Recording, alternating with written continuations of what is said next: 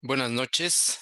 Este webinar está a cargo del capítulo de infecciones óseas con el tema clasificación, factores pronósticos y métodos diagnósticos en pseudoartrosis séptica y aséptica. Los profesores que impartirán las charlas en este webinar es el doctor Lamberto Fabián Ramos Alejo, jefe de servicio de rescate osteoarticular del Hospital Ortopedia Victoria de la Fuente Narváez, con el tema clasificación de pseudoartrosis séptica y aséptica. El doctor Ángel Iván Sánchez Duarte, médico adscrito al Servicio de Rescate Osteoarticular del Hospital de Ortopedia Victoria de la Fuente Narváez, con el tema factores pronósticos en pseudoartrosis infectadas y asépticas. Y un servidor, Víctor Manuel Escobedo Troncoso, médico adscrito del Servicio de Infecciones Óseas del Instituto Nacional de Rehabilitación Luis Guillermo Ibarra, con el tema métodos diagnósticos en pseudoartrosis aséptica y séptica. Muchas gracias.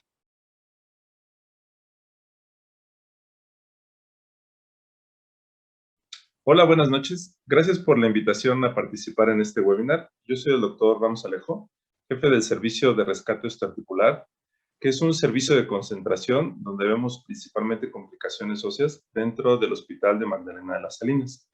El día de hoy vamos a ver un tema de fracturas complicadas. Una fractura se puede complicar de varias maneras. Se puede infectar, puede tener una lesión arterial, una trombosis, una lesión vascular, venosa, pero un grupo de complicaciones son las alteraciones en la consolidación. Y dentro de las alteraciones en la consolidación, la no unión es un grupo muy importante. No unión o pseudoartrosis, como vamos a ver más adelante. ¿Qué porcentaje de las fracturas llegan a la pseudoartrosis? Es variado, depende del cirujano, el tipo de fractura, pero en términos generales se acepta que un 3% de nuestras fracturas puede llegar a esto, por lo que es muy importante entenderlas y clasificarlas adecuadamente. Vamos a ver estos conceptos que son importantes tenerlos claros. Retardo en la consolidación es, tras esperar el tiempo promedio para la curación de la fractura, esta no ha consolidado del todo y puede llegar a requerir un gesto terapéutico, como ahí se menciona. ¿Por qué se llama gesto terapéutico?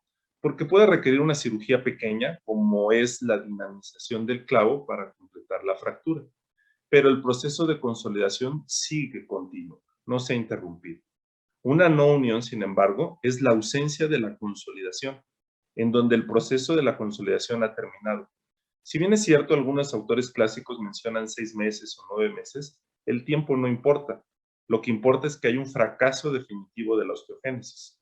Sabemos que el fracaso es definitivo, por ejemplo, cuando los fragmentos se encuentran separados más de 1 centímetro, difícilmente va a haber una consolidación. Y una pseudoartrosis es cuando se reúnen todos estos elementos: esclerosis de los bordes, una presencia de una pseudocápsula, un cierre del conducto, y en algunas ocasiones puede haber una movilidad anómala. Es decir, es una cicatriz definitiva e irreversible. Aquí vemos 3 ejemplos. El de la izquierda es una fractura que tras 5 meses se observa un callo óseo en la cortical lateral. Sin embargo, en la cortical medial se observa todavía ausencia de la consolidación, por lo que quizá una dinamización del clavo sea suficiente. Es un retardo en la consolidación. La de en medio es una fractura a la que se le dio manejo con una placa. Después de 1 año, por presencia de dolor, se quitó la placa y se observa esclerosis de los bordes y todavía el trazo de fractura a nivel radiográfico. Sabemos que por más tiempo que la dejemos, esta fractura no va a pegar si no hacemos un tratamiento quirúrgico diferente. Y en el de la derecha es un ejemplo clásico de una pseudoartrosis. Incluso se ve la imagen de la pseudocápsula. Se observa también ahí la esclerosis de los bordes, el cierre del canal medular. Tenemos que diferenciar que no todas las alteraciones en la consolidación tienen que ver con que no ha llegado a esto. Por ejemplo, tenemos la mala unión. En la primera, en la no unión, no se ha desarrollado la consolidación ósea. En la segunda, se logró la consolidación, pero esta puede alterar el funcionamiento, la anatomía o la estética. La mala unión es, como coloquialmente la conocemos, una consolidación viciosa. En la izquierda vemos una fractura en donde después de 6 meses ya se observa esclerosis de los bordes, no hay una adecuada reducción, y sabemos que aunque la dejemos pasar más tiempo, no va a consolidar. Y en la derecha tenemos una fractura deficiaria de radio que nadie tiene duda que ha pegado, pero pegó con una angulación cerca de 30 grados. Ocasiona un cúbito plus. Va a dar, o da más bien, dolor en la muñeca, una deformidad clínica y una anatomía anómala, por lo que altera los tres aspectos: la estética, la anatomía y el funcionamiento. Tenemos una clara mala unión o consolidación viciosa. Vamos a entrar de lleno al tema de las clasificaciones, pero hay que entender, como dijo Dostoyevsky hace más de 100 años, la realidad es infinitamente diversa, escapa a las reducciones ingeniosas del pensamiento. Es decir, no soporta la clasificación estrecha y exacta. Ninguna clasificación va a ser tan exacta como nosotros queramos. Son aproximaciones de la realidad nada más. La primera diferencia o clasificación tiene que ser si nuestra pseudoartrosis o no unión es séptica o aséptica. Séptica es que la falta de la consolidación es debido a un proceso infeccioso en el foco. Y el proceso infeccioso puede ser secundario al proceso quirúrgico, que es lo más común. También puede deberse a que la fractura fue expuesta y en raros casos puede ser por vía hematógena. ¿Cuándo estamos seguros que la contaminación fue hematógena? En una fractura a la que le dimos manejo cerrado con un yeso, que nunca abrimos el foco y sin embargo se infecta. Esta, sin duda alguna, es una contaminación hematógena. ¿En dónde nosotros hemos visto este tipo de casos? En pacientes con insuficiencia renal, diabéticos, con una inmunosupresión severa. Una de las primeras clasificaciones que quiero mencionarles es la original de Hardy-Weber y Aldrich-Sachs, que aunque hicieron estudios previos, sus libros lo publicaron en 1973 y han tenido variantes de esta clasificación, pero la más básica aceptada es la divide en tres: hipertrófica, oligotrófica y atrófica. En la primera va a haber la formación de un callo óseo, va a estar vascularizado los bordes. En la segunda sí hay callo óseo, pero este es mínimo y hay vascularidad. Y en la atrófica no hay formación de callo óseo radiográfico, la vascularidad es pobre en los extremos e incluso no solo no hay callo, sino que se han remoldeado los bordes de los fragmentos. Aquí tenemos tres ejemplos. En esta tenemos una fractura en donde es notorio el callo óseo, está vascularizada y sabemos que si le damos estabilidad es suficiente para que consolide. En esta otra, aunque hay formación de un callo óseo, este es parcial y pequeño. Sabemos que este clavo puede ser insuficiente. Quizá con un clavo más largo, más estable, pueda llegar a consolidar. El doctor Weber nos decía, estas dos requieren estabilidad. Esta requiere un tratamiento extra. Aquí sabemos que hay una pseudoartrosis de tipo atrófica. Si bien es estable, no hay contacto entre los fragmentos. Está disminuido los bordes, esclerosos parcialmente. Entonces, por más tiempo que la dejemos, esta no va a llegar a la consolidación si no hacemos un tratamiento diferente. Después los hermanos Judet y Judet, basados en los trabajos del doctor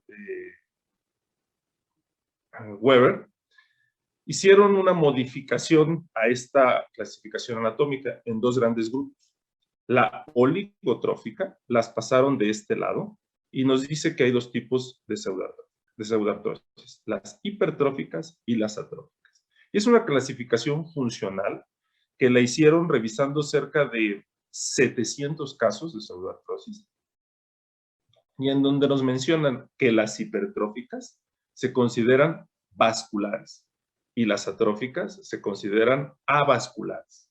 Estas tienen reacción biológica y estas no tienen reacción biológica.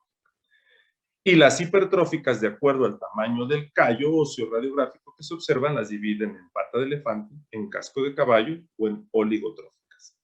Y las atróficas, de acuerdo al defecto que tengan, van a ser en cuña de torsión, con minuta, con un defecto óseo amplio propiamente y atróficas. Como ellos mismos nos mencionaban, los hermanos Judet, estas tres eventualmente llegarán a ser atróficas, aunque pueda haber una atrófica pura. Es un poco complejo entenderlo, pero si vemos unos ejemplos nos quedará más claro. Estas son tres hipertróficas. Esta es en pata de elefante, donde el callo óseo sobrepasa las dimensiones de las corticales. En esta del medio tenemos en el peroné una en pata de elefante, en donde sobrepasa notoriamente las dimensiones de las corticales, pero la tibia la sobrepasa de manera marginal el callo. Entonces tenemos una pseudoartrosis en casco de caballo.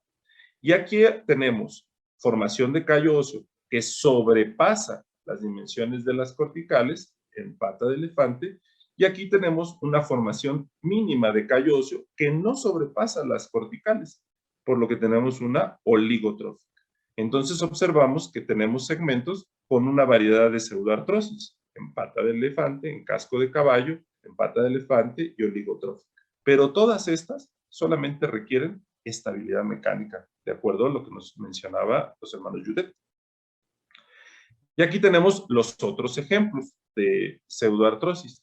En cuña de torsión, que se produce principalmente cuando tenemos una fractura en ala de mariposa, donde una cortical está íntegra, pero el otro no, y forma un triángulo. Una conminuta, en donde hay varios fragmentos, una donde hay un defecto amplio, y una atrófica pura. Entonces no olvidemos que las hipertróficas y oligotróficas son biológicamente reactivas y las atróficas son biológicamente inactivas. Otra clasificación es la que describió el doctor Paley en 1988 mediante la revisión de 25 casos de pseudoartrosis. Él hizo su estudio en tibia y se aplica muy bien a tibia. En otros segmentos se aplica poco. Las divide en dos, las A y las B. Las A es con una pérdida ósea menor a 1 centímetro y las B con una pérdida ósea mayor a 1 centímetro. Las A, si se mueven, si la pérdida ósea es menor a 1 centímetro, es A1. Si no se mueven, son A2. A2.1 sin deformidad, A2.2 con deformidad. Y las B se dividen en 3, que ahorita las vamos a ver. Si hay un defecto óseo, pero no se ha cortado, si se ha cortado, pero los fragmentos están en contacto, y si se ha cortado y los fragmentos no están en contacto. Aquí tenemos una del tipo A, entonces aquí tenemos una que se mueve, dos que no se mueven, esta sin deformidad y esta con deformidad. Estas son las tipo A. Las tipo B, aquí tenemos una en donde el defecto no permite, no hay acortamiento porque el peroné nos mantiene la longitud. En esta, donde vemos con el peroné que hay un franco acortamiento, aunque los fragmentos están en contacto, y aquí donde hay un acortamiento y además hay un defecto. Entonces esta es más severa. Esta clasificación, si bien es anatómica, es difícil de llevar a la práctica fuera de la tibia. ¿Cuál es el objetivo de una clasificación? Que nos ayude al tratamiento o al pronóstico. Y qué mejor si nos ayuda a las dos cosas. Surge entonces un score, no es propiamente una clasificación, aunque sí las clasifica. Y el NUS, el Non-Union Scoring System, valora tres cosas: la calidad del hueso, la calidad de los tejidos blandos y la calidad del paciente. Mediante un sistema de punteo, engloba incluso la clasificación original del Dr. Weber y Sage en hipertrófica, oligotrófica y atrófica, pero otros aspectos del hueso, valora la calidad de los tejidos blandos y valora al paciente, incluso la valoración anestésica. Nos da un puntaje y el paciente puede caer en 4 grupos y nos va a ayudar al pronóstico. Entre más puntaje es más grave y el pronóstico es peor. De 0 a 25 el problema es netamente mecánico, por eso una M mayúscula. De 25 a 50 el problema es mecánico y biológico, pero pobre. De 55 a 75 tenemos un problema mecánico grave con un problema biológico pobre, un problema mecánico pobre con un problema biológico grave, o un problema mecánico y biológico grave, por eso las mayúsculas. Si el paciente cae aquí, nos va a decir que hay que hacer tratamiento tradicional como si se hubiera fracturado. Solo requiere estabilidad. Si cae aquí, requiere tratamiento convencional, pero sí aconsejan una revisión del foco. Y en este caso, el paciente requiere, sin duda alguna, politerapia, algún otro tipo de intervención, como injertos. ¿Cuál intervención tenemos que hacer cuando el paciente está con un problema biológico? Judet nos recomendó la decorticación y la aplicación de injerto óseo en chips, pero ahora tenemos otras cosas: injerto vascularizado, injertos libres, matriz ósea, electroestimulación, similares del aparato hormona como el teriparatide, algunas otras opciones para estimular. Aquí no vamos a ver los ejemplos clásicos, los primeros, porque es tratamiento convencional, Pero aquí un paciente que cae de 55 a 75 puntos, tuvimos que aplicar injerto óseo en chi, colocar un clavo y además colocarle un fijador. Es decir, le dimos politerapia. Un paciente de 55 a 75 puntos con un defecto óseo grande, tuvimos que hacer un transporte óseo. O como aquí, colocar injertos libres, amplios, dobles, con un clavo, con un fijador. Dimos politerapia, pero observamos que se logró la consolidación. Si el paciente cae en más de 75 puntos, tenemos que hacer una cirugía de rescate, porque ya la revisión no va a ser suficiente. Por ejemplo, una cirugía de rescate puede ser la artrodesis, para el manejo de la pseudoartrosis, o la colocación de una prótesis de segmento intercalar. Esta clasificación nos ayuda para el pronóstico y nos ayuda para el tratamiento. Si bien la clasificación clásica del Dr. Judet también, esta ofrece más alternativas, pero tiene el inconveniente que sí es más difícil, no es necesario aprenderla, pero sí hay que tener ahí una tarjeta para ir paloteando de acuerdo a cada uno de nuestros casos. Lo importante es que la clasificación que elijamos nos ayude para el tratamiento y que sepamos si nuestro paciente tiene un componente mecánico o biológico, o si tenemos que atender los dos, tanto mecánico como biológico. Para más casos y para cualquier comentario, les dejo mi Instagram, y donde pueden revisar otro tipo de casos y podemos platicar sobre más cosas. Muchas gracias.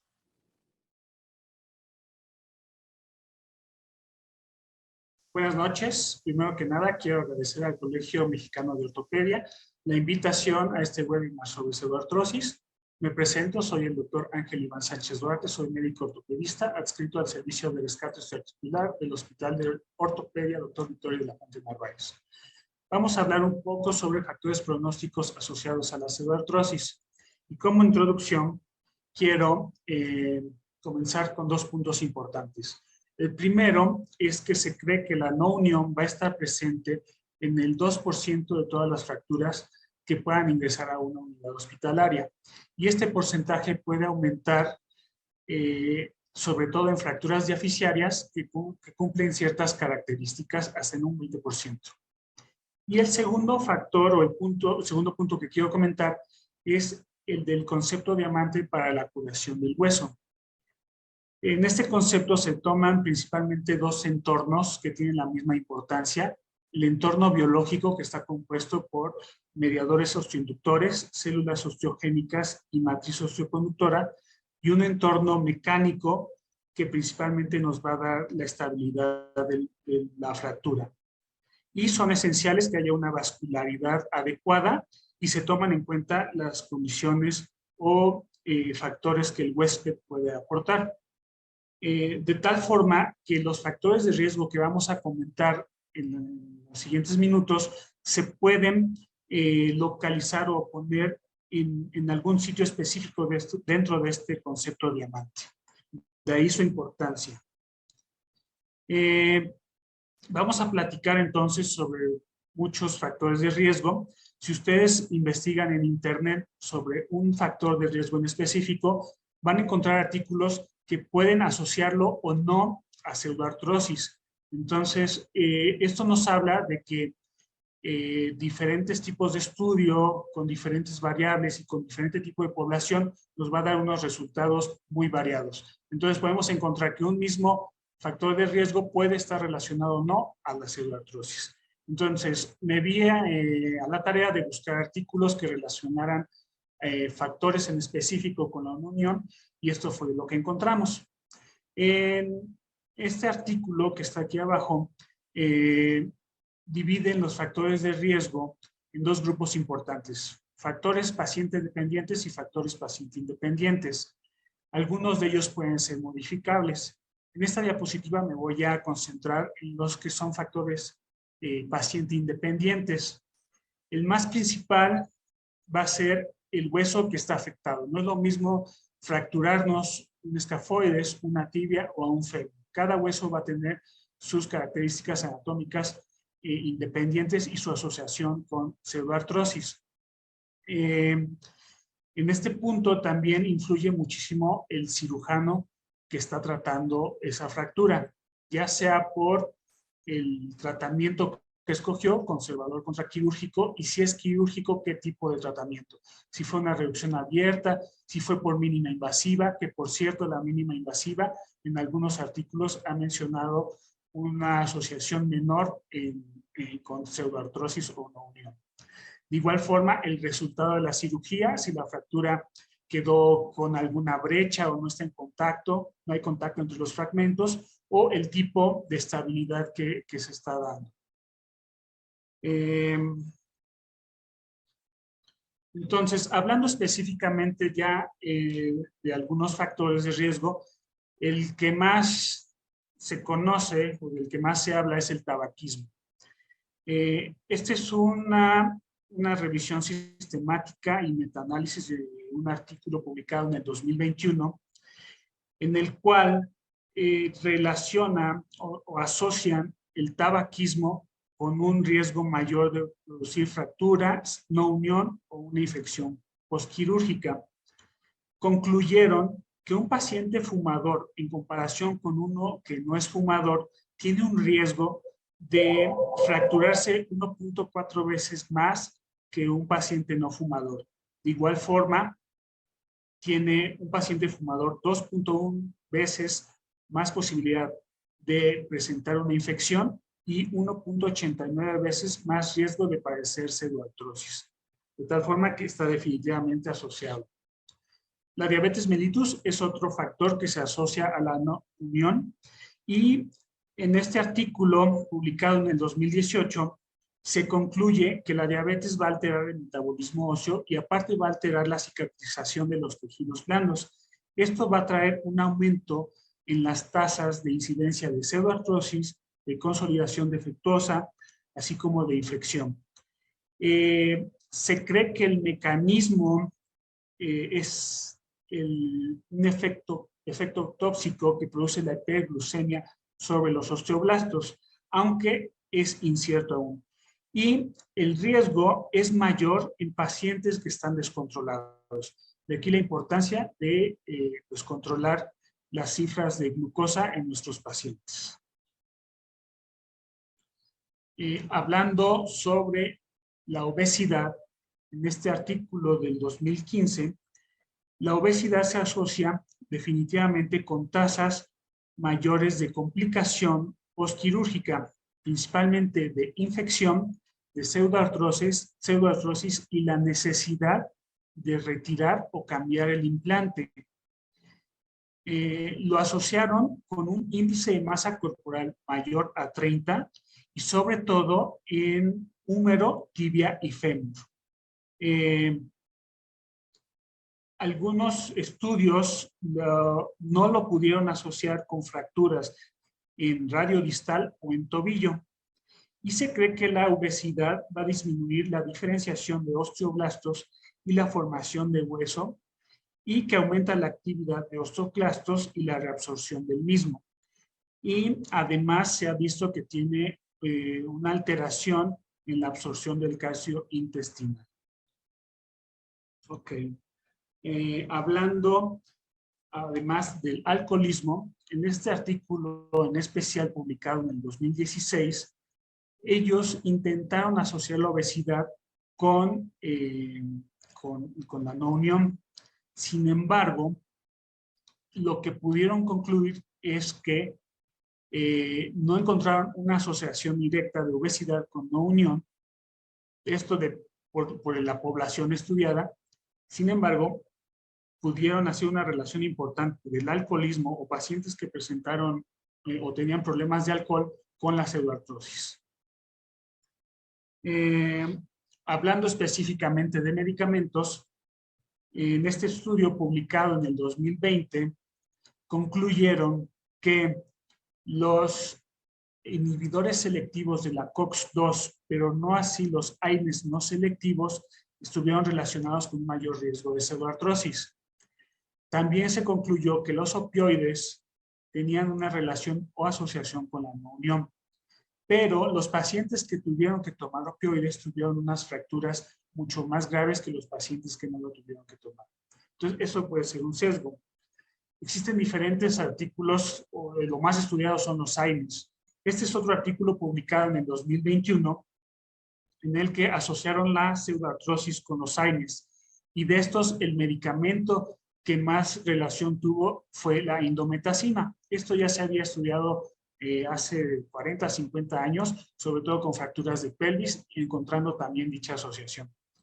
Y lo importante de este estudio es que ellos pudieron concluir, ya cuando tomaron en cuenta el tiempo de exposición al medicamento, que el uso de AINES por menos de 2 semanas no presentaba ninguna asociación. En cambio, pacientes que tomaron AINES por más de 4 semanas se asoció directamente con la pseudoartrosis. Hablando sobre factores genéticos, sin duda, algunas variaciones de los genes o la expresión génica y las citocinas relacionadas con la consolidación de las fracturas pueden estar asociadas con el desarrollo de pseudoartrosis. Sin embargo, no está claro aún la asociación y se requiere seguir investigando.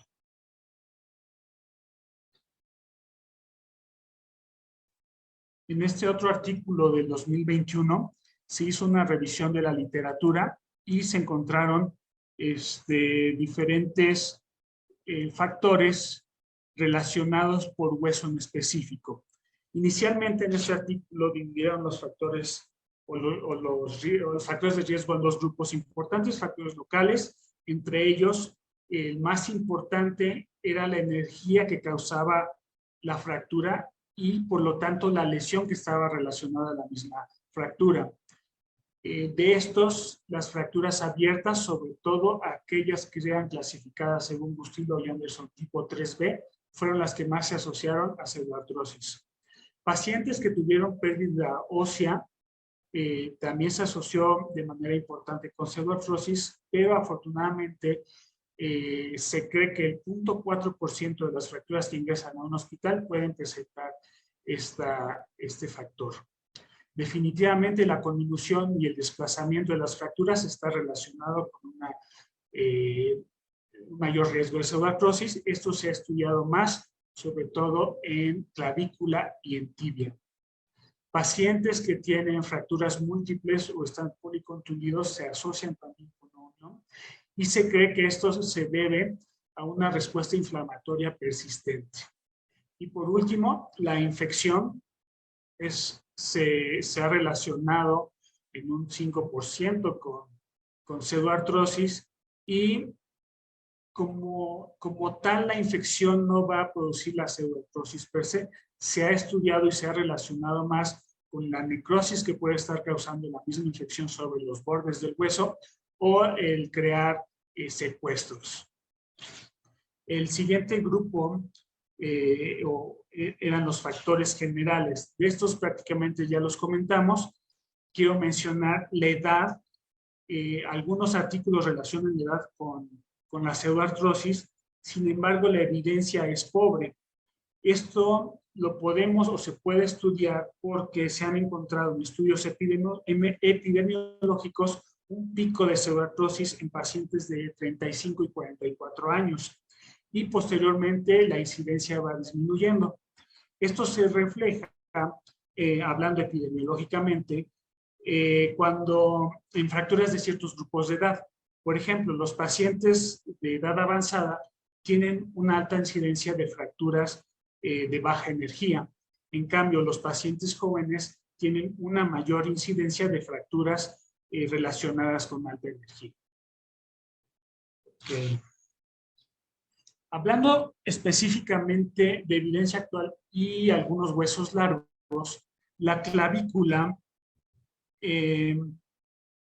se ha relacionado o ha presentado tasas de hasta el 15% de pseudoartrosis en algunos artículos. Antes se creía que era muy baja, se hablaba de un 1 o 2% en general. Se ha relacionado con factores de tabaquismo, fracturas desplazadas, fracturas convolutas y pacientes de edad avanzada o mayor edad. El tratamiento generalmente en un estudio se presentó que cuando se fijaba con una placa el riesgo de sufrir pseudoartrosis era de 1.4% contra el 14% de un tratamiento conservador. De ahí que el concepto de fijación primaria diferida está muy en moda. ¿Qué quiere decir esto? Que pacientes en aquellos pacientes que tenemos fracturas diaficiarias que no sabemos si manejarlo quirúrgicamente o no, se puede esperar o manejar inicialmente de manera conservadora unos 2-3 meses y ver la evolución. Si a los 3 meses no se presentan cambios de consolidación, está comprobado o se ha estudiado que se puede realizar una fijación con placa sin presentar mayor complicación. Y en una pseudoartrosis ya establecida de clavícula, el tratamiento de elección sigue siendo la fijación con placa. Hablando específicamente del húmero, pasa lo mismo que en la clavícula. Artículos recientes pueden relacionar pseudoartrosis de húmero hasta un 20%. Anteriormente se creía que era mucho más baja. Y dentro de los factores de riesgo son fracturas transversales diaficiarias o principalmente fracturas del tercio proximal del húmero. El tratamiento inicial en fracturas diaficiarias generalmente debe ser con placas, según algunos estudios, los cuales reportan hasta el 98% de efectividad. En cambio, cuando se usa un clavo centromedular con injerto óseo, nos habla de un 88% de éxito, y si no se usa injerto, hasta del 66%. Dentro de los posibles riesgos que presenta la pseudoartrosis en el húmero, se ha visto que hay unas tasas de persistencia altas, hasta del 16%, que se llega a presentar infección en un 11%, y sobre todo la lesión del nervio radial, que se llega a presentar hasta un 17%. Hablando específicamente de los huesos del antebrazo radicúbito diaficiarias, se ha relacionado más en fracturas expuestas y fracturas que son segmentarias. El tratamiento de elección en estas fracturas es la fijación con placa, y se habla de un éxito del 95 al 100%. Ese 5% restante generalmente está relacionado con problemas en la fijación. ¿Ok? Y ya cuando tenemos una pseudoartrosis establecida en el antebrazo, el tratamiento de elección es la fijación con placa, y se recomienda que se tome injerto óseo de alguna parte, lo cual aumenta el éxito de la cirugía. Hablando específicamente de la tibia, artículos recientes mencionan un 9% de incidencia de pseudoartrosis. Está más relacionada en fracturas expuestas, sobre todo aquellas clasificadas como Gustilo y Anderson tipo 3B, aquellas fracturas que están infectadas y sobre todo que tienen una brecha ósea mayor de 5 milímetros y cuando tienen un patrón atrófico de hueso. El tratamiento de elección de una pseudoartrosis de tibia es la colocación o recambio de clavo centromedular, y la osteotomía del peroné va a aumentar la tasa del éxito. Cuando se habla o se tiene una pseudoartrosis séptica, el intercambio seriado con clavos y con cubierta antibiótica es el tratamiento de elección. Y cuando tenemos un hueso atrófico, se recomienda la excisión de tejido necrótico más el recambio del clavo centromedular, y se recomienda además una fijación externa o el uso de cerclaje. Es importante también mencionar que el cambio de clavo es superior a la dinamización. Cuando hablamos de pseudoartrosis, es mejor el cambio de clavo que la dinamización. Hablando específicamente del fémur, se habla de una tasa de incidencia del 2% de pseudoartrosis. Los factores de riesgo relacionados con la pseudoartrosis en fémur son una fractura abierta, pacientes que sufrieron una pérdida ósea o infección. De igual forma, pacientes con tabaquismo positivo y lesión ipsilateral de algún miembro superior, y el retraso en el inicio de apoyo en fracturas de fémur. Cuando la pseudoartrosis ya está establecida en el fémur, y es aséptica, el tratamiento de elección es el cambio del clavo centromedular. Entonces, como conclusiones, el desarrollo de la pseudoartrosis es multifactorial y hay una relación o una intervención compleja entre las características de la fractura, las comorbilidades que tiene el paciente, comportamientos sociales y el entorno biológico del mismo. Muchas gracias por su atención.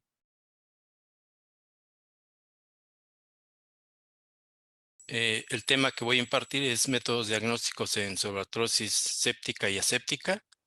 Mi nombre es Víctor Manuel Escobedo Troncoso, titular del capítulo de infecciones óseas.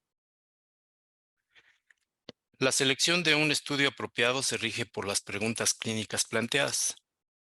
Esto es lo que nos decían nuestros profesores desde hace mucho tiempo.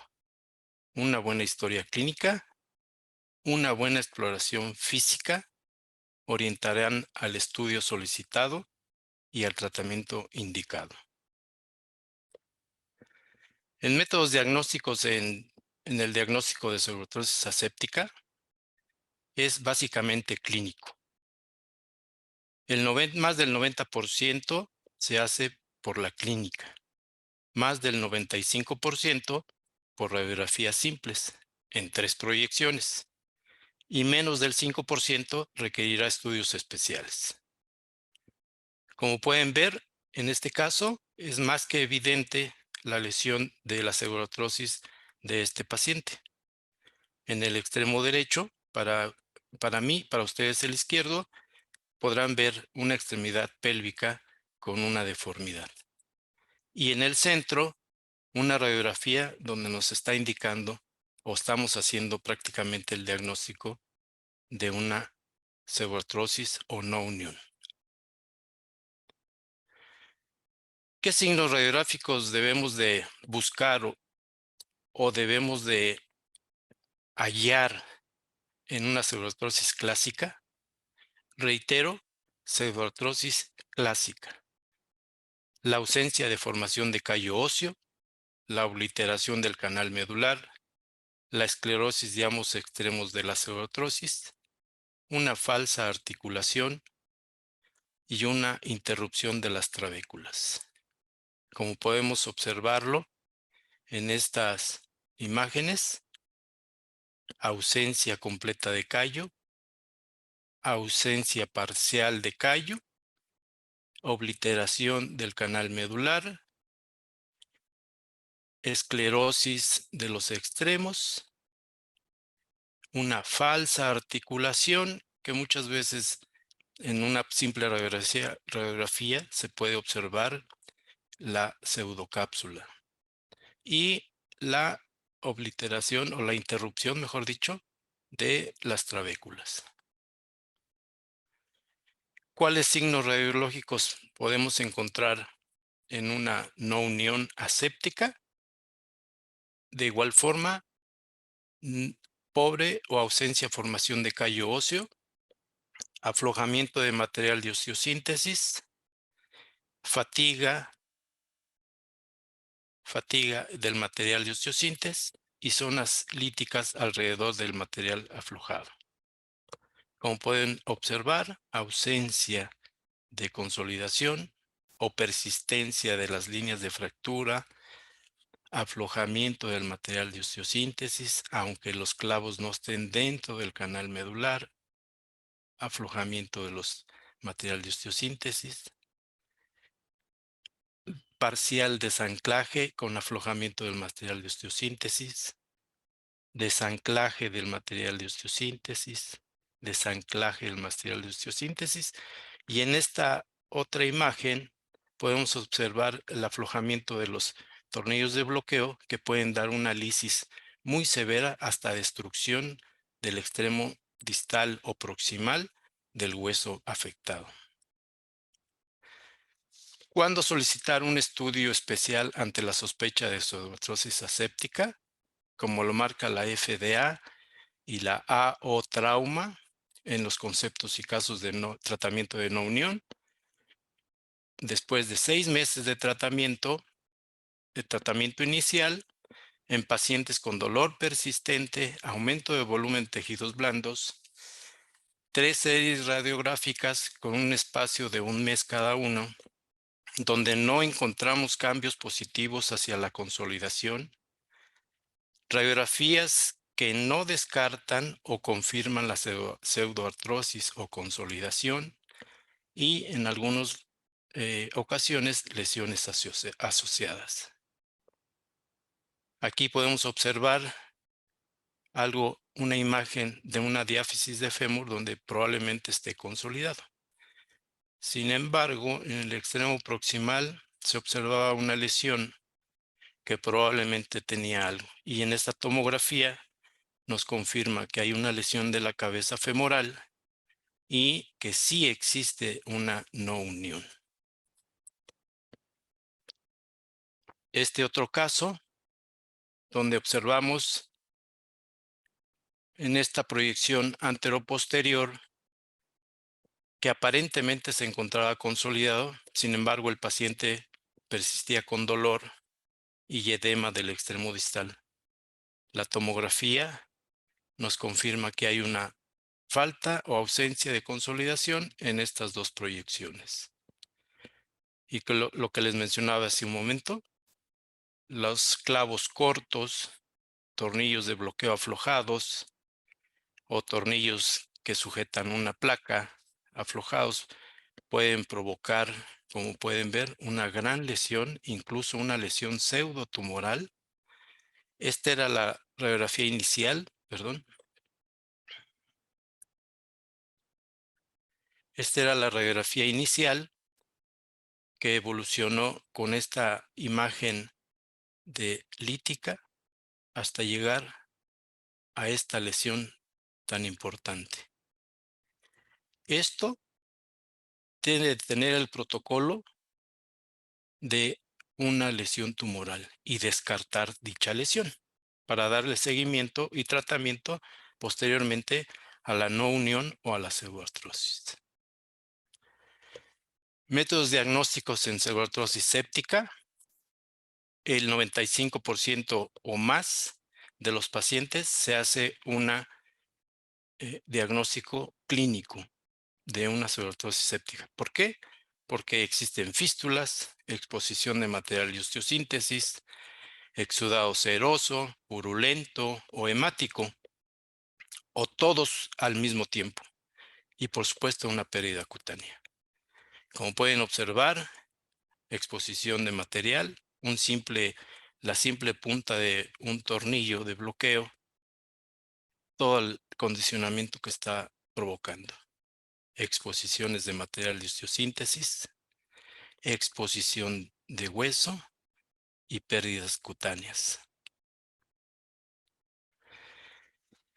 ¿Cuál es el método de elección? El estudio radiográfico de elección, pues las radiografías simples. En 3 proyecciones y más del 95% nos darán el diagnóstico. ¿Qué vamos a encontrar? Y de igual forma, ausencia de la consolidación, persistencia de un espacio interfragmentario, material de osteosíntesis aflojado, placas desancladas, secuestros y en menor porcentaje cloacas.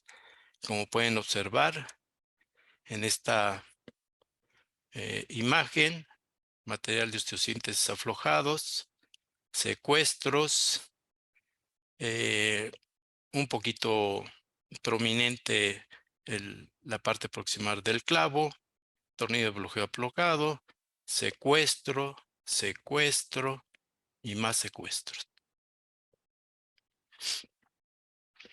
¿Qué otro estudio de relevancia o de gran importancia a mi punto de vista tenemos que realizar o sigo realizando? Es la fistulografía. ¿Por qué sigo usando fistulografía?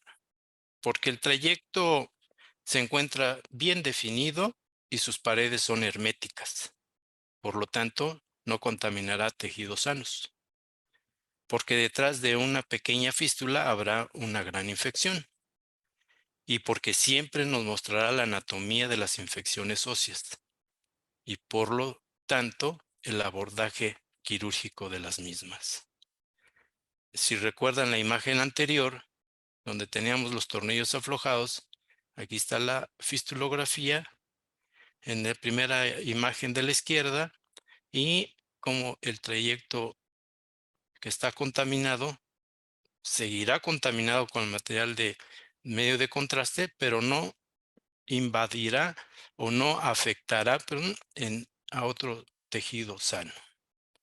Este es otro buen ejemplo, el de la extrema derecha, donde podemos observar las fístulas y hasta dónde llega el material de contraste.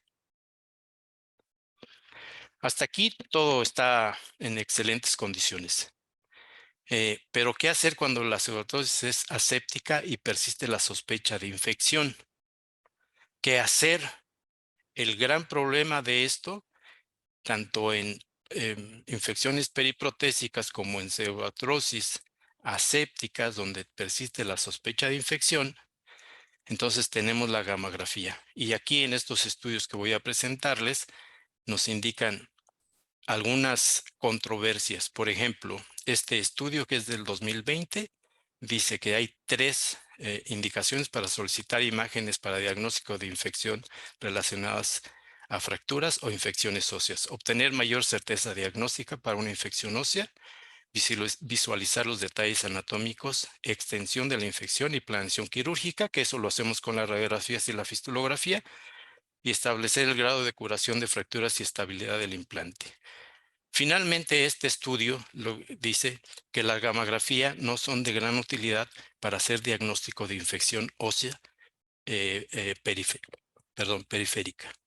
Este otro estudio dice que la utilidad no es de utilidad en la confirmación de diagnóstico en pseudoartrosis aséptica, excepto cuando hay duda en la consolidación o integración de los injertos estructurales o vascularizados, en la verificación de la vascularidad de la cabeza femoral cuando hay una fractura intracapsular y en pseudoartrosis donde existe la duda de si es séptico o aséptico. Y aquí le pongo interrogante porque en ese mismo estudio también dice que las gammagrafías no son diagnósticas o no distingue cuando es séptica o aséptico.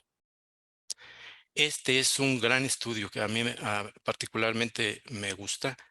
Es un estudio con una gran metodología y donde al final, después de analizar muchos medios muchos gammagramas, dice que los estudios de mayor utilidad en la osteomielitis postraumática y postquirúrgica son los leucocitos marcados más gammagrama medular óseo y el PET con fluorodesoxiglucosa más tomografía. Sin embargo, también al final concluye que se necesitan más estudios para poder ratificar o certificar que es una infección ósea. Y este último estudio donde nos dice que hay, después de analizar muchos gammagramas, responde a estas preguntas. No unión, ¿hay hueso viable? Hay que hacer un gammagrama trifásico con SPECT y tomografía. No unión, hay infección, hacer gammagrafía con leucocitos y un SPECT. Y así lo menciona sucesivamente hasta concluir que el único que puede ayudar es el PET para las infecciones óseas.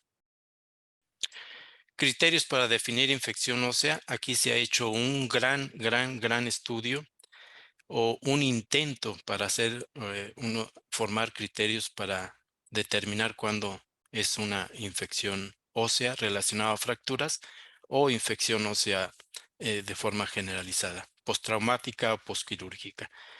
Y aquí en este primer estudio de abajo hacia arriba, primero hicieron una encuesta y de 25,000 integrantes de AO Trauma, solamente el 8.8% respondieron la encuesta. Y lo que hicieron es tratar de unificar criterios y hacer una lista de los síntomas, signos y síntomas, laboratorio y algún estudio de gabinete más importantes que pudieran dar pauta a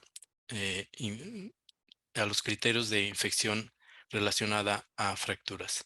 Después, en este segundo estudio, el de en medio, hicieron ya una encuesta con las mismas participaciones del 8.8% de médicos y donde ya establecieron criterios confirmatorios que los pueden ver en la pantalla. Y en el último estudio han hecho ya estos ya más unificado y ya directamente a situaciones clínicas. De tal forma que los criterios confirmatorios que ellos recomiendan son aquellos pacientes que presentan fístula o dehiscencia de herida, exudado purulento, persistente, seroso, hemático o todos juntos, 2 cultivos positivos. Recuerden, siempre son cultivos transoperatorios con todas las técnicas de estéril, llevando el material a cultivar de forma inmediata, 3 o 5 muestras y 2 de ellas que sean positivas. Y muestras para un estudio histopatológico con las mismas características. Los criterios sugestivos de infección relacionada a fracturas o infección ósea son criterios clínicos, dolor, eritema, edema, aumento de temperatura y fiebre. Uno de ellos basta. Criterios radiológicos, lisis ósea, aflojamiento de osteosíntesis, secuestros, no unión, reacción perióstica. Uno de ellos es suficiente. Criterios de laboratorio, cultivo más tejido y o implante. Uno solo es suficiente como criterio.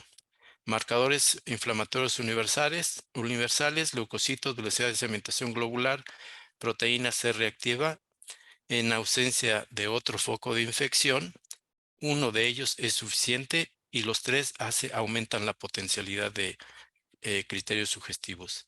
Estado clínico posoperatorio, exudado persistencia, sin otros datos clínicos, o inflamación de articulaciones adyacentes a una infección ósea, como fracturas intraarticulares.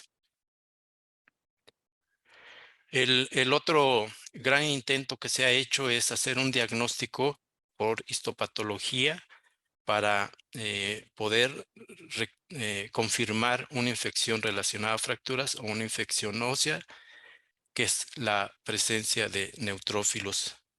Este estudio lo dividieron en 3, en pacientes que tenían una confirmación de infección, pacientes asépticos y pacientes que tenían sospecha de infección.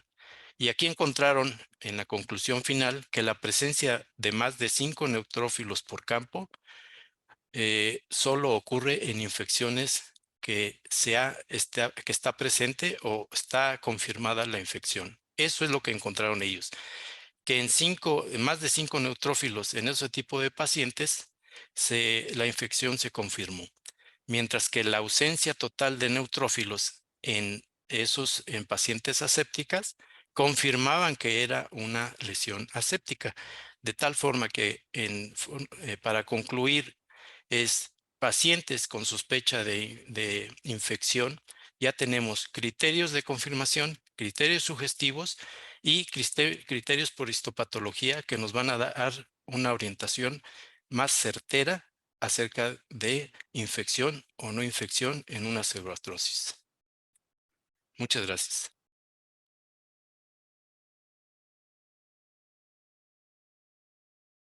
Muy buenas noches a todos los asistentes. Gracias por estar con nosotros en este webinar del capítulo de infecciones óseas y daremos respuesta a las preguntas que nos han hecho favor de plantearnos.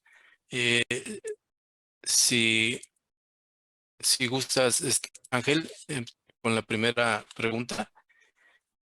Sí, más allá de una adecuada inmovilización, si el foco de fractura se encuentra en isquemia, por muy buena que sea la reducción y la inmovilización, ¿habrá fracaso en el logro de la curación?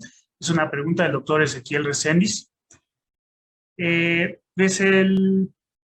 hay que olvidar el concepto de diamante que platicábamos. Es importante el entorno biológico, pero no es lo único que requiere nuestra fractura para la curación. Hay que tomar en cuenta la estabilidad, la vascularidad y los factores del paciente. Entonces, no es el único factor relacionado. Fabián, ¿gustas agregar algo? Sí, bueno, los estudios que se han hecho de la pseudoartrosis, por eso siempre se ha tratado de ver la vascularidad o no de la misma. Es cierto, si nuestro problema es vascular o biológicamente no reactivo, como mencionaba en los estudios originales del doctor Weber, la estabilización no va a ser suficiente. La pregunta es, ¿cuándo la estabilización no es suficiente? Y la verdad es que es una pregunta compleja. Incluso para nosotros que vemos pseudoartrosis muchas veces, siempre nos queda la duda de esta fractura con la estabilización, esta pseudoartrosis con la estabilización es suficiente o requerimos algo biológico. Con los años ya algo biológico ha cambiado, ¿no? En aquellos entonces solamente había el injerto. Ahora ya hay un montón de baterías de recursos. ¿Cuáles utilizar es decisión de cada quien? Pero sí es complejo el dónde aportar algo biológico a nuestra pseudoartrosis. Por eso las clasificaciones han variado y esta nueva, el NUS, trata de dar una estandarización de a qué tipo o a qué puntaje ya vale la pena no solo dar la estabilidad. Todas las pseudoartrosis requieren estabilidad, no todas requieren un aporte biológico. Muy bien. Sí, pues a mí me gustaría mencionar que precisamente estos webinares que estamos presentando y que vamos a seguir presentando, precisamente es incentivar a todos los colegas ortopedistas residentes acerca del conocimiento de las pseudoartrosis asépticas y sépticas.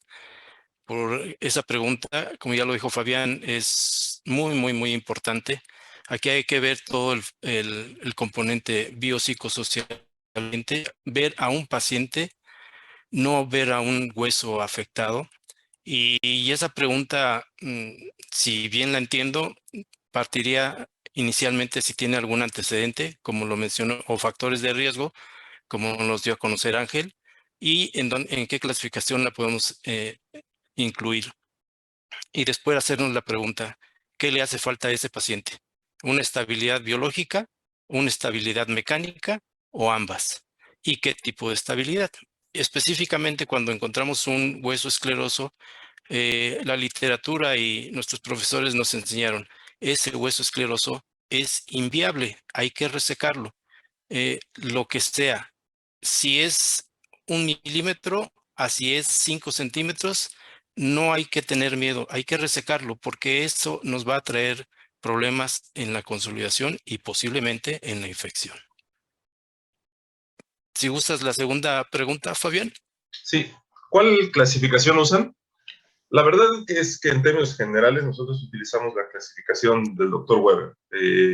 Nos parece sencilla y de utilidad en cuanto a atróficas, oligotróficas o hipertróficas. Y nos ayuda porque las atróficas siempre le ponemos algo, le ponemos injerto o algo si se nos lo permite. Y a las otras, generalmente, las hipertróficas con una buena estabilidad y un tratamiento primario nos ha ido bien. Y cuando queremos hacer un poco de academia con los médicos en formación, ahí sí procuramos que la NUS utilizarla para, no solo para el ejercicio académico, sino para descubrir qué opciones terapéuticas tenemos. Entonces, son las principales que llevamos. La verdad es que la del doctor Paley no la llevamos a cabo nosotros en el servicio. Ángel. Pues es prácticamente lo mismo, ¿no? Que estamos en el mismo servicio, usamos la de Weber.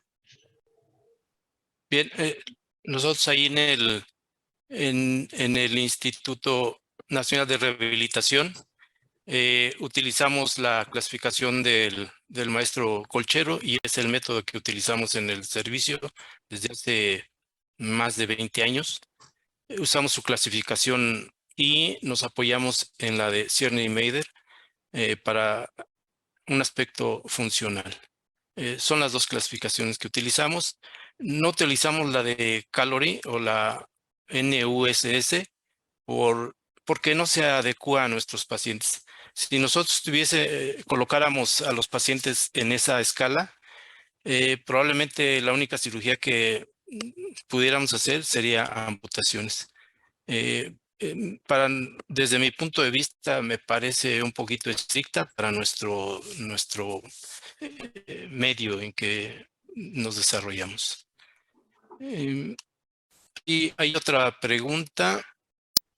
Bueno, ahora ya, muchas gracias por animarse. Ahora ya hay muchísimas preguntas. y esa es la idea, que podamos tener un pequeño debate o un gran debate en este. Aquí,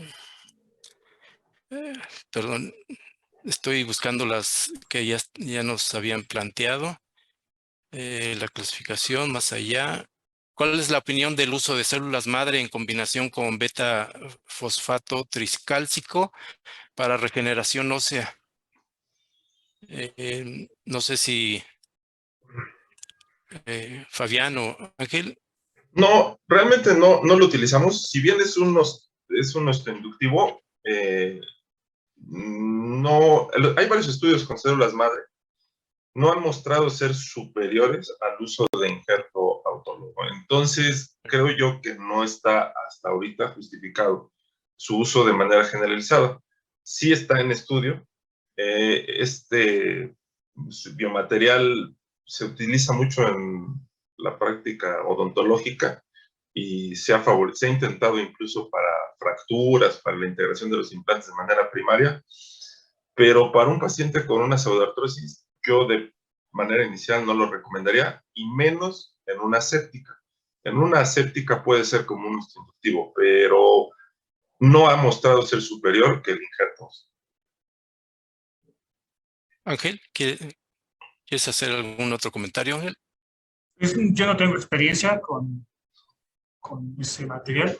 Sé que lo usan más efectivamente los odontólogos y que es un material que ha resultado con una capacidad osteoconductora muy buena, pero el servicio no lo hemos usado.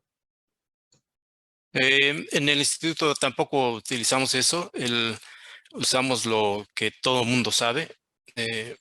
El primer injerto a elegir es el autólogo, después es el cadavérico y después son los de otra especie. No utilizamos sustitutos solos, siempre utilizamos combinado. Si es autólogo, a veces con matriz ósea. Si es cadavérico, chips de esponjosa, solamente utilizamos chips de esponjosa y potencializado con médula ósea. Eso es lo que utilizamos.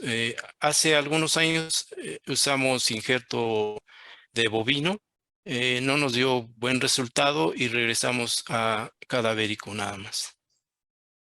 Tenemos otra pregunta que dice, ¿qué tan útil es la procalcitonina en estos casos? No sé si... Pues supongo que como diagnóstico de infección, la verdad es que nos ayuda más otros marcadores que la procalcitonina, ¿no? Y preferimos un diagnóstico específico con la toma de un cultivo. Creo que la procalcitonina, en particular en pseudoartrosis séptica, no es de gran utilidad. Ángel, ¿gustas comentar algo? Pues, no, no tenemos el estudio. Sí, Es muy difícil.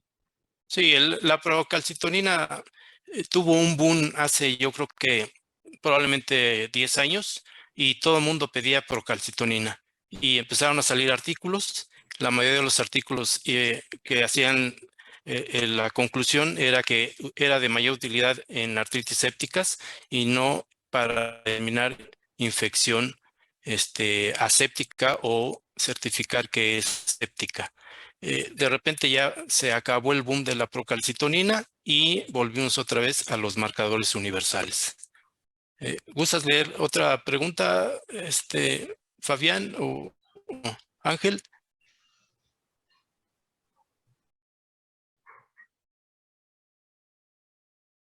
Es la número, vamos en la 10. Ya me perdí.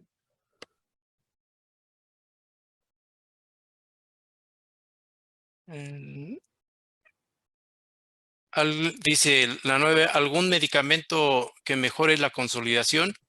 Okay.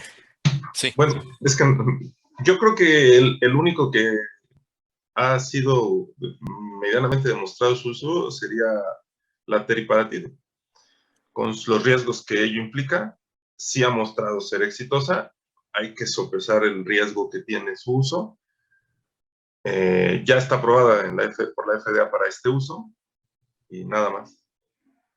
Sí, yo estoy de acuerdo también. Es lo que se ha mencionado, ese medicamento. Sin embargo, yo quisiera decirles, para que poderlo llevar, es que yo creo que el mejor medicamento es se llama un diagnóstico certero y un tratamiento del mismo. Darle al paciente lo que necesita con el concepto diamante, lo que mencionaba en su plática Ángel. Sí, sí estoy de acuerdo. Hay otra pregunta que dice: ¿el uso y abuso del material de osteosíntesis es lo que lleva a las complicaciones en la consolidación?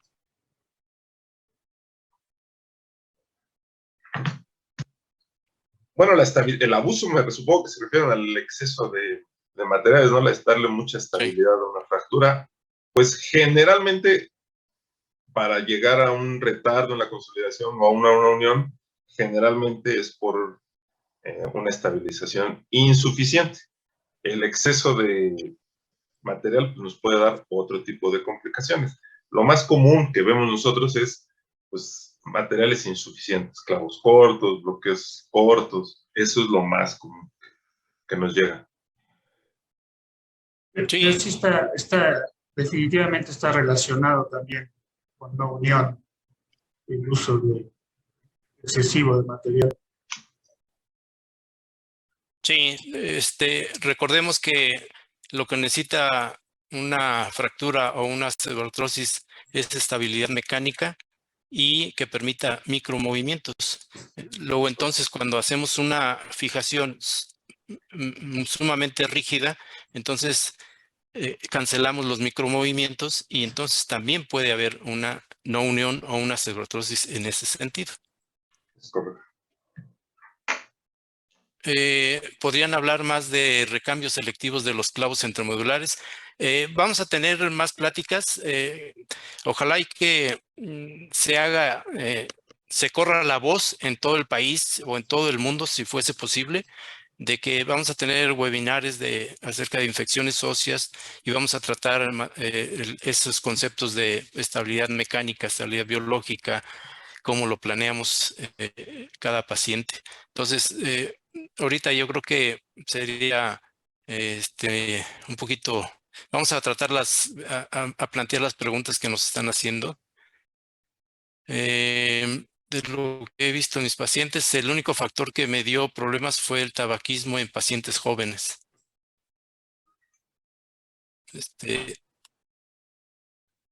Ángel, ¿quieres recomendar algo acerca de eso? Sí, el tabaquismo se ha relacionado desde hace mucho tiempo, entonces, con la osteoartrosis y pues no es específicamente en pacientes jóvenes, de hecho a cualquier edad está relacionado el tabaquismo con la no unión. Y de hecho hay artículos que mencionan que a mayor cantidad de cigarros por día es mayor esa asociación, ¿no? Y obviamente pues no es el único factor, hay muchísimos más, ¿no? Dice otra pregunta: ¿qué opciones tenemos en caso de osteomelitis o datos de infección ósea por pseudomonas u otras bacterias multiresistentes? Si afecta el estado hemodinámico del paciente, ¿recomiendan amputación? Sí, bueno, esa es una pregunta bien compleja. ¿Cuándo tenemos que amputar al paciente? Pero un paciente que tiene inestabilidad hemodinámica y que no lo estamos pudiendo alcanzar con los desviamientos, sí, siempre tenemos una frase en el servicio: no por salvar una extremidad vamos a perder una vida. Claro. Entonces, un paciente que se nos está complicando, aunque hay que concienciar a la familia y al paciente sobre el tratamiento radical. Eso es bien importante porque a veces se nos tilda de excesivos, ¿no? De tratar de rescatar de más, y Sí. un paciente que está alterando su estado hemodinámico, pues sí, creo que hay que amputar. Sí, yo estoy completamente de acuerdo. Y probablemente mis colegas en este webinar y algunos que nos están escuchando también estarán de acuerdo en ello. Sin embargo, en una osteomelitis con Pseudomonas, con Escherichia coli, con Shigella, con Staph aureus, con enterococo, en mi práctica de más de 20 años en infecciones, nunca he visto un shock séptico propiamente de un hueso. Lo que he visto son infecciones en tejidos blandos que están con una o dos bacterias en pacientes con antecedentes por diabetes como insuficiencia vascular periférica, venosa o arterial. Esos pacientes en 3 días a lo más ya presentaron datos de sepsis. En cambio, una osteomelitis crónica, nunca he visto un paciente con sepsis, pero es cierto. Yo también estoy de acuerdo en lo que dice Fabián. Los pacientes que tienen están comprometidos su estado hemodinámico o metabólico, no hay que pensarlo, hay que amputarlo de urgencia. Dice otra pregunta, buenas noches, ¿qué recomendaciones quirúrgicas para el manejo de su artrosis infectada? ¿Cuándo hacer chips, transporte, etcétera? También vamos a tener un webinar acerca de los diferentes tratamientos en diferentes escenarios de una pseudoartrosis infectada, no infectada, con pérdida ósea, con menos de 2.5, con más de 2.5, etcétera. No sé si quieran comentar algo. Pues bueno, para conservar la longitud sin nuestra pérdida, como usted bien mencionaba, que hay que hacer el recorte de los bordes esclerosos, si nuestra pérdida quedó de menos de 1 centímetro, por tal, para mantener la longitud no es necesario poner nada. Nosotros lo consideramos así. Ya longitudes mayores de 1 centímetro vale la pena hacer un tratamiento de rescate, pero colocar chips o no va a depender más bien de si nuestra pseudoartrosis es vascular o avascular. Si es una pseudoartrosis hipertrófica, pues no es necesario. Y si nuestra pseudoartrosis es avascular, pues sí, y contamos con el recurso, sí, lo recomendaría. A mí en lo particular no me gusta el uso de chips. Siento que bueno, hemos tenido experiencia y los pacientes han exudado, entonces al final procuro evitarlo. Muy bien, sí. Hablando de espacios, hay algunos artículos que se mencionan cómo definir una pérdida ósea, y entonces hay varios artículos donde concluyen que el punto pérdida ósea crítica es después de 2.5 hacia arriba. De 2.5 abajo no es una pérdida ósea importante, y las pérdidas de 2.5 hacia abajo pueden consolidar por sí solas, sin necesidad de injerto incluso. Y de 2 puntos hacia arriba, pues requerirán algún tipo de injerto. Entonces, pues hay esas cuestiones, y que sepan, también las vamos a mencionar cuando veamos el webinar de pérdidas óseas. Dice otra pregunta, ante la sospecha clínica de pseudoartrosis séptica, ¿es meritorio iniciar con antibiótico empírico o esperar a obtener resultados de cultivos? Ante la sospecha clínica de una pseudoartrosis séptica, ¿es meritorio iniciar con antibiótico?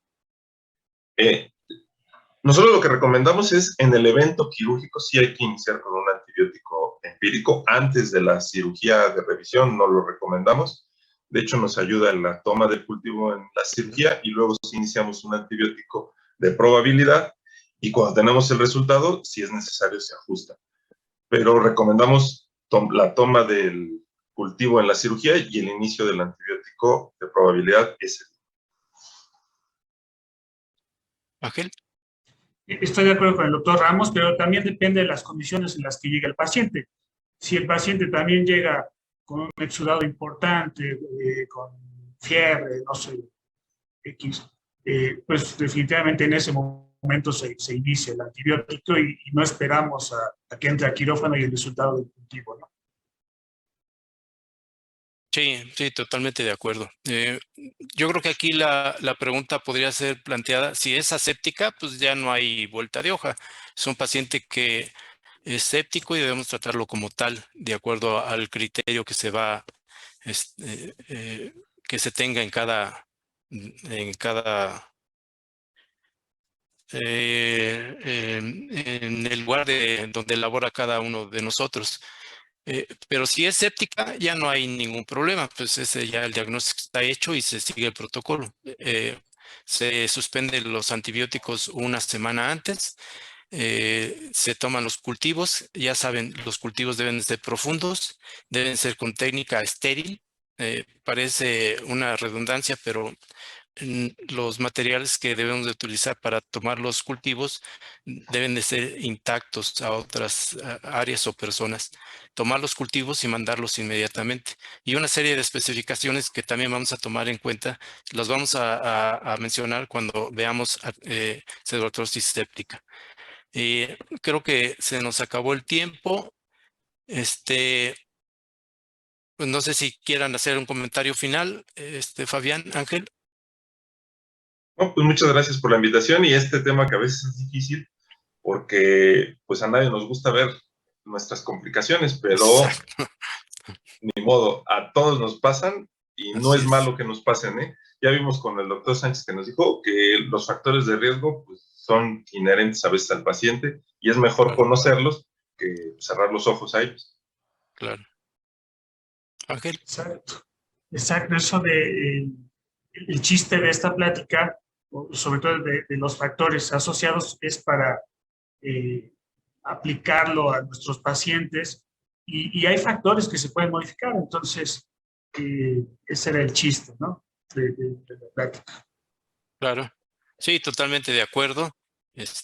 Insisto, estos webinares es para incentivar a todos los colegas a que nos sigan. Se va a poner muy interesante. Aceptamos críticas constructivas, destructivas, opiniones, sugerencias. El próximo webinar será el día 27 de septiembre y donde vamos a tratar hacer cómo planeamos la cirugía, donde por qué queremos darles a conocer los factores de riesgo, por qué queremos dar la clasificación y los tratamientos en nuestras diferentes instituciones. Pues sin más, muchas gracias a todos por su asistencia y gracias a esos extraordinarios profesores, Ángel y Fabián. Muchas gracias. Buenas noches. Buenas noches. Gracias. Buenas noches.